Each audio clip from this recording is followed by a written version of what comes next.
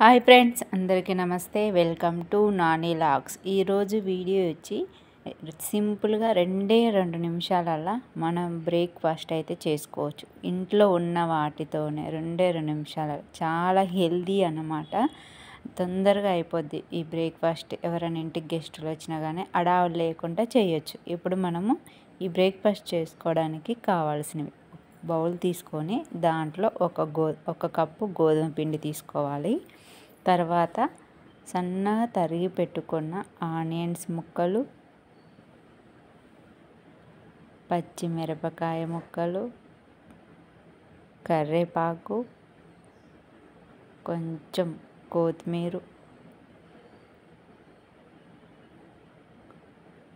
రుచికి సరిపడా సాల్ట్, కొంచెం జీలకర్ర,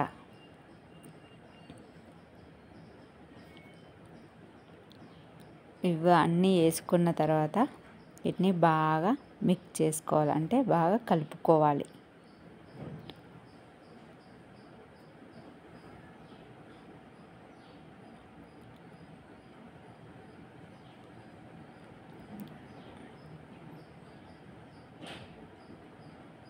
ఇలా బాగా కలుపుకున్న తర్వాత కొంచెం కొంచెం వాటర్ పోసి మనం దోశ పిండిని ఎలా కలుపుకుంటామో అలా కలుపుకోవాలి.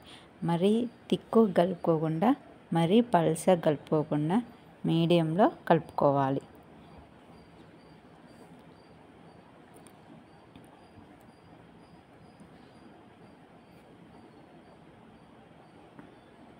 చూసారు కదా, ఈ విధంగానైతే కలుపుకోవాలి. ఇవి కలుపుకొని పక్కకు పెట్టుకున్న తర్వాత ఒక దోశ ప్యాన్ తీసుకొని హీట్ అయినాక కొంచెం వాటర్ చల్లండి. తర్వాత ఒక గరిటెడు మనం దోశ ఎలా వేసుకుంటామో అలా వేసుకోవాలి. కానీ మనం దోశ తిప్పినట్టు బాగా తిప్పకుండా స్లోగా చిన్నగా తిప్పుకోండి. మరీ పల్చగా కాకుండా మరీ మందం కాకుండా వేసుకోండి. కానీ చాలా బాగుంటాయి, టేస్ట్ కూడా సూపర్గా ఉంటుంది. అప్పటికప్పటికి మనము ఇంట్లో ఏమీ తినడానికి లేనప్పుడు కానీ ఆకలి వేసినప్పుడు కానీ మనము ఇలా చేసుకోవచ్చు. పిల్లలు ఒక్కొక్కసారి సడన్గా టిఫిన్ కావాలా, స్నాక్స్ కావాలని అడుగుతారు కదా, అప్పుడు మనం గోధుమ పిండితో ఇలా చేసి పెట్టవచ్చు. ఇలా అన్నీ ఇలానే వేసుకోవాలి. ఒకసారి తిప్పేసుకొని దానిపైన కొంచెం ఆయిల్ అనేది వేసుకోండి. ఆయిల్ కానీ లేకపోతే నెయ్యి కానీ వేసుకోండి. వేసుకున్న తర్వాత మొత్తం ఇలా గోల్డెన్ కలర్లోకి వచ్చేదాకా కాల్చుకోండి.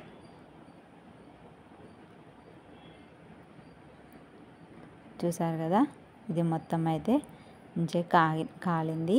ఇది మళ్ళీ ఒకసారి రివర్స్ తిప్పేస్తాను, చూడండి.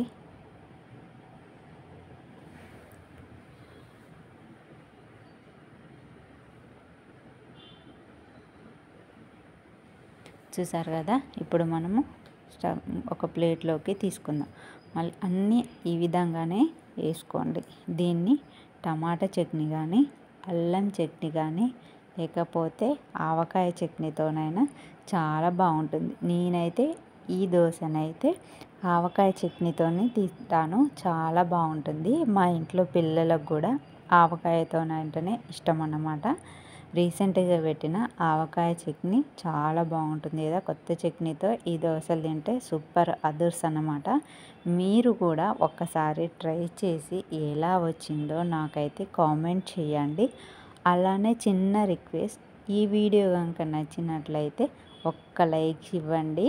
అలానే సబ్స్క్రైబ్ చేసుకోండి, గంట సింబల్ కూడా ఆన్ చేసుకోండి. ఎందుకంటే నేను ఎప్పుడు వీడియోస్ పెట్టినా మీకు నోటిఫికేషన్ అనేది వస్తుందన్నమాట. చూసారు కదా, అన్ని దోశలు ఇలానే వేసుకొని కొత్తగా పెట్టిన ఆవకాయ చట్నీతో తింటే సూపర్గా ఉంటాయండి. మీరు కూడా ట్రై చేసి నాకు కామెంట్ చేయండి. చాలా బాగుంటుంది, చాలా టేస్టీగా కూడా ఉంటుంది.